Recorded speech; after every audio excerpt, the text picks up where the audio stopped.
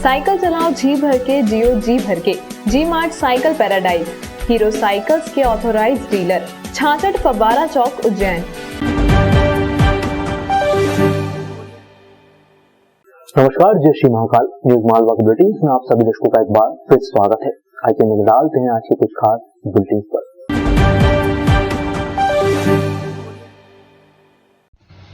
देश में 100 crore vaccine dose लगा दिए जाने को बड़ी उपलब्धि के रूप में दर्शाया जा रहा है। उज्जैन जिले में भी अब तक 21 लाख से ज़्यादा लोगों को वैक्सीन लगाई जा चुकी है। लेकिन वैक्सीनेशन के अभियान का एक दूसरा पहलू भी है। वैक्सीन का पहला डोज लेने वाले ऐसे लोगों की संख्या लगातार बढ़ती जा रही है जिन्होंने तय अवधि में निकल जाने के बाद भी दूसरा डोज नहीं लगवाया है। गुरुवार को जिले में 18,033 नागरिकों को कोरोना रोधी वैक्सीन लगाई गई। इसके साथ ही कुल वैक्सीनेटेड लोगों का आंकड़ा 21,93,070 पर पहुंच गया। जिले में वैक्सीन का पहला डोज लेने वालों की संख्या 14,43,918 हो चुकी है, लेकिन वैक्सीन की दोनों डोज लेने वालों की संख्या इसकी आधी ही है। पूरे जिले में अब तक 7,49,152 ही नागरिक ऐसे हैं जिन्हें वैक्सीन की दोनों डोज लगाई जा चुकी है। जिले में कोरोना के 2 एक्टिव केस हैं। इसका साफ अर्थ यह है कि कोरोना का वायरस अभी भी हमारे बीच मौजूद है। वैक्सीन के पहले डोज का आंकड़ा 95% तक पूरा कर लेने के बाद अब प्रशासन का पूरा ध्यान सेकंड डोज का टारगेट पूरा करने पर केंद्रित हो गया है।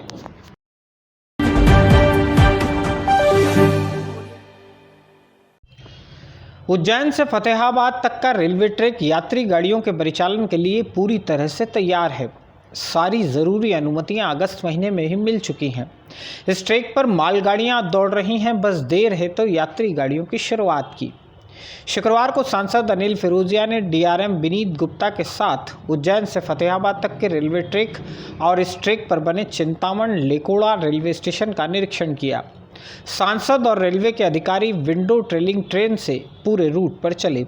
उम्मीद जताई जा रही है कि 30 अक्टूबर से पहले कभी भी रेल मंत्री अश्विनी वैष्णव 22 किलोमीटर लंबे इस ट्रैक पर वर्चुअली जुड़कर यात्री ट्रेनों का शुभारंभ कर सकते हैं। कार्यक्रम की तारीख और समय फिलहाल तय नहीं हुआ है। लगभग 250 करोड़ की योजना है और 21 किलोमीटर की इसकी लंबाई है। तो मुख्य स्टेशन इसमें फतेहाबाद और उज्जैन जुड़े हैं। बीच में चिंतामण जो एक महत्वपूर्ण स्टेशन है और एक हॉल्ट स्टेशन लकोटा है। सर, इसमें यात्रियों को किस तरह का फायदा मिलेगा? कितना रूट कम हो रहा है? इससे लगभग 22 किलोमीटर की डिस्टेंस कम होगी और निश्चित ही कम समय में एक अच्छा सफर कर पाएंगे।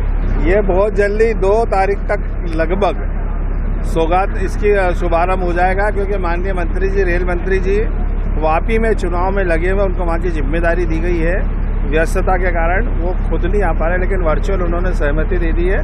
तो आज हम गए थे निरीक्षण करने, कोई कमी पेशी हो तो उसको भी हम दूर किए जाए। लेकिन वास्तव में रेलवे ने बहुत अच्छा काम किया है और ये एक बहुत बड़ी सौगात उज्जैन, इंदौर और रतलाम के लोगों को मिलने जा रही है।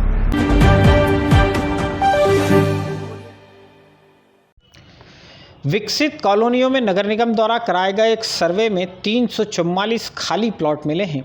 इन सभी प्लॉट्स के मालिकों को अब नगर निगम से नोटिस जारी होंगे। उन्हें प्लॉट को कवर्ट करने के लिए निर्देशित किया जाएगा। तय समय सीमा में ऐसा नहीं हुआ तो प्लॉट मालिकों के खिलाफ जुर्माने की कार्रवाई होगी। सबसे ज़्यादा खाली प्लॉट जोन नंबर 6 में मिले हैं। इस जोन की कई कॉलोनियों में लोगों ने केवल निवेश के लिए ही प्लॉट खरीदकर लावारिस हालत में छोड़ दिए हैं। नगर निगम के उपायुक्त संजेश गुप्ता की माने तो खाली प्लॉट वाले सभी लोगों के नाम, पते आदि जानकारियां जुटा ली गई हैं। आयुक्त के निर्देश के बाद सभी को नोटिस जारी कर प्लॉट को कवर्ट करने के लिए कहा जाएगा। इससे पहले सभी खाली प्लॉट्स की सफाई नगर निगम द्वारा करवाई जाएगी। इसके बाद भी यदि तय अवधि में प्लॉट कवर्ड नहीं किए गए तो प्लॉट मालिकों से जुर्माना वसूलने की कार्रवाई होगी।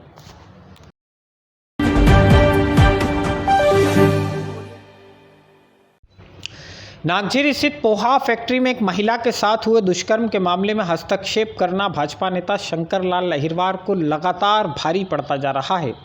नागझीरी थाने में अहिरवार और एक अन्य के खिलाफ ब्लैकमेलिंग और जबरन वसूली के प्रयास करने का अपराध दर्ज किया गया है। पोहा कारोबारी बंटी बिंदल की धर्मपत्नी की रिपोर्ट पर यह कार्रवाई की गई है। अहिरवार ने फ़ोन कॉल के जरिए बंटी बिंदल के करीबियों से सच्चाई निकलवाने का प्रयास किया था।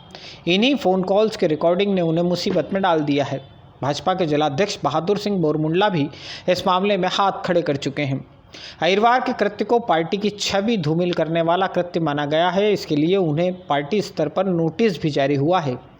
भाजपा नेताओं द्वारा मामले में अहिरवार का साथ छोड़ने के बाद पुलिस ने उनके खिलाफ अपराध दर्ज कर लिया। 2 गंभीर धाराओं में उनके खिलाफ केस दर्ज हुए हैं। इन दोनों ही धाराओं में 3 साल और 10 साल तक के कारावास का प्रावधान है।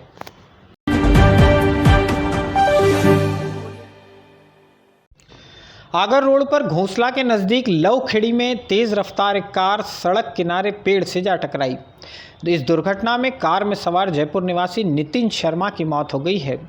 नितिन शर्मा इंदौर में बैंक ऑफ इंडिया की एक ब्रांच के प्रबंधक थे। दशहरे के अवकाश के बाद वे जयपुर से इंदौर ड्यूटी ज्वाइन करने वापस लौट रहे थे।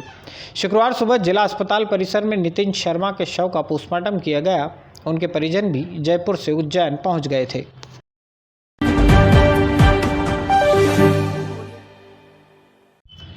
जयसिंहपुरा इलाके की राजीव रत्न कॉलोनी में रहने वाले 24 साल उम्र के युवक लोकेंद्र पिता बद्रीलाल की शुक्रवार सुबह मौत हो गई है। लोकेंद्र अपने घर में सुबह मृत हालत में पड़ा मिला। उसके परिवार के सदस्यों ने बताया कि लोकेंद्र मजदूरी किया करता था। उसे सांप पकड़ने का भी अच्छा खासा अनुभव था। गुरुवार की रात वह शांति नगर इलाके में एक घर में निकले सांप को पकड़ने गया था। आशंका व्यक्त की जा रही है कि सांप पकड़ने के दौरान ही वह जहरीले दंश का शिकार हुआ। इसके बाद उसने अपने दंश पर ध्यान नहीं दिया और इसी वजह से उसकी मौत हो गई। एक टाइम का जॉब है वो, मतलब कोई परेशानी में रहता है तो चले जाते हैं पकड़ने के। तो कल यूँ तो दूसरा काम करते हैं। कल किसने सूचना दी थी ये जहाँ गए थे? वो उनका नाम तो नहीं मालूम, बाबूजी उस समय था नहीं घर। किसके घर पे गए थे पकड़ने? अब वो नहीं मालूम है नहीं।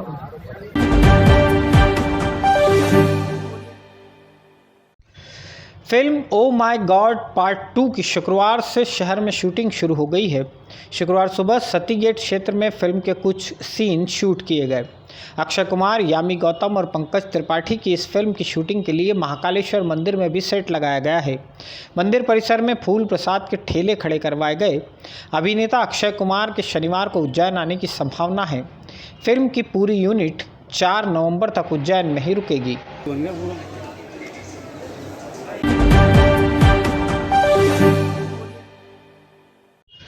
हमारे मालवा में माना जाता है कि शरद पूर्णिमा से सर्दी की शुरुआत हो जाती है।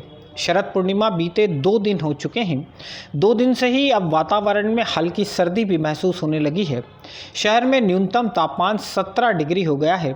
इसका भौगोलिक कारण है। आने वाले दिनों में सर्दी में और भी इजाफा होगा। जीवाजीराव वैधशाला के अधीक्षक डॉक्टर राजेंद्र प्रकाश गुप्त इस बारे में क्या कहते हैं, आप उन्हीं से सुनिए। हम देख रहे हैं कि जो न्यूनतम तापमान है वो कम होकर आज 17 डिग्री हो गया है, जिस कारण सुबह और शाम को हमको ठंडक की स्थिति महसूस होने लगी है। दिन में अवश्य गर्मी की स्थिति है क्योंकि धूप एकदम खुली हुई है, आकाश साफ है, इस कारण गर्मी की स्थिति है और अधिकतम तापमान बहुत ज़्यादा कम नहीं हुआ है। लेकिन सूर्य जैसे जैसे दक्षिण की ओर जाएगा वैसे वैसे तापमान कम होगा और ठंडक की स्थिति बढ़ती जाएगी।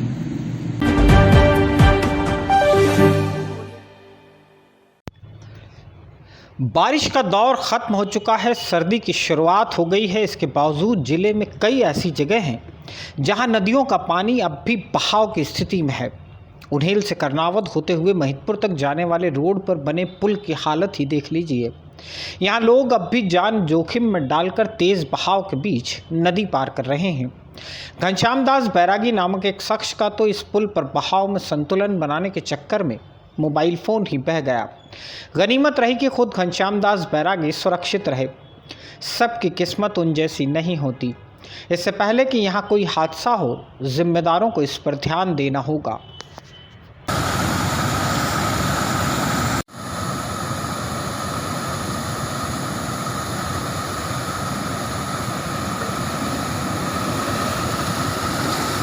आज के बुलेटिन में फिलहाल इतना ही। अगले अंक में फिर होगी मुलाकात नए बुलेटिन के साथ। तब तक के लिए जय श्री महाकाल।